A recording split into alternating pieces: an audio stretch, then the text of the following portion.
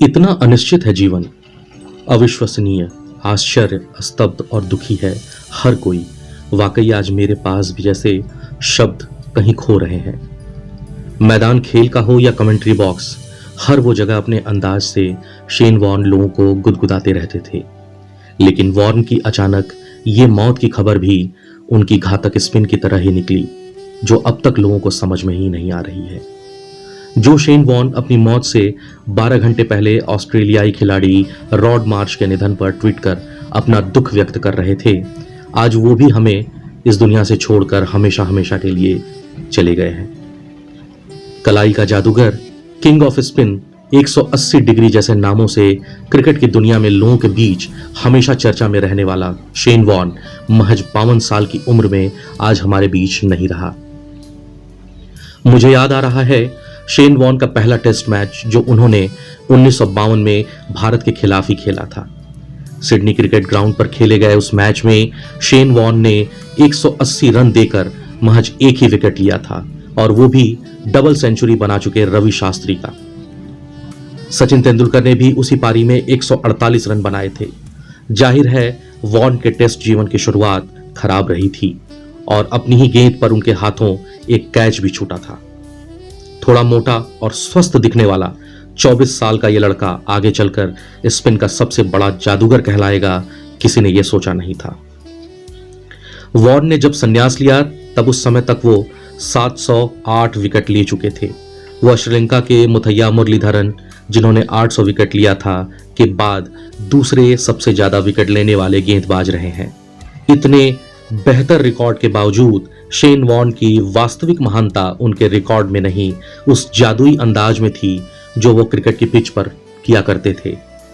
Shane Warne की गेंदबाजी की कला, उनके स्पिन का अंदाज शास्त्रीय संगीत की तरह थी, जिसमें हर गेंद एक लय के समान थी। शेन वॉर्न की लेग ब्रेक कितनी घातक थी, उसका सबसे बड़ा उदाहरण जब वॉर्न ने 1993 में 24 वर्ष की उम्र में ओल्ड ट्रैफर्ड में जिस गेंद पर इंग्लैंड के माइक गैटिंग को आउट किया था, उसे सदी की गेंद यानी कि वॉल ऑफ सेंचुरी कहा जाता है। कहा जाता है खुद गैटिंग भी उस लेग ब्रेक पर हैरान रह गए थे। उनकी सबसे घातक गेंद फ्लिपर थी। भयानक लेग ब्रेक होती गेंद के बीच उसी एक्शन से वो अचानक फ्लिपर फेंकते थे, जो विकेट पर पड़कर तीर के माफिक सीधी, नीची और तेज निकलती थी, जिस पर अक्सर बल्लेबाज LBW या क्लीन बोल्ड हो ही जाता था।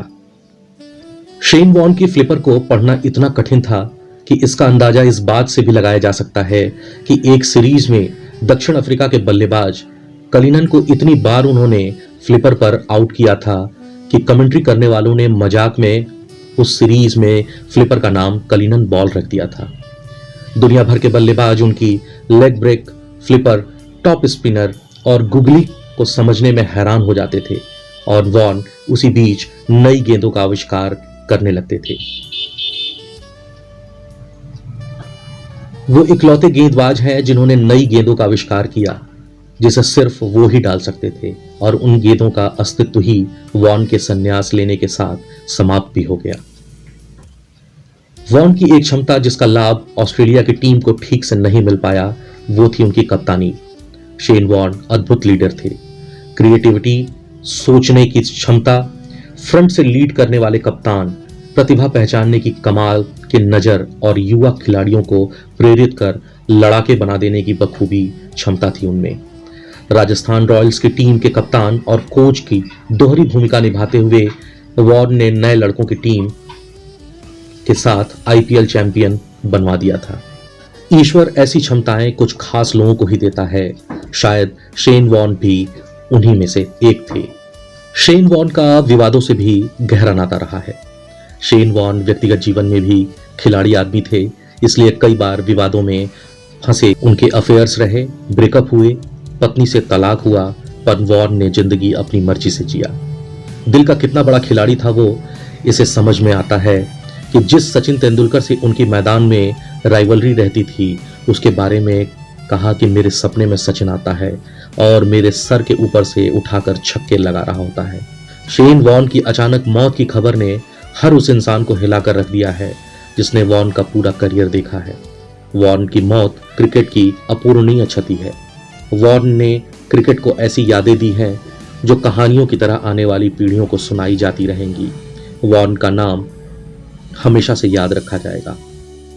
इस पर मुझे अपना बनाया हुआ एक शेर याद आ रहा है कि तेरी कमी शायद ही ढूंढ पाएगा कोई, फरिश्ता तू भी नायाब था ऐ शेन, दिखाता था हुनर किसी जादूगर सा था, नजर आएगा क्या फिर सोचकर बहे आंसू भरे ये नैन।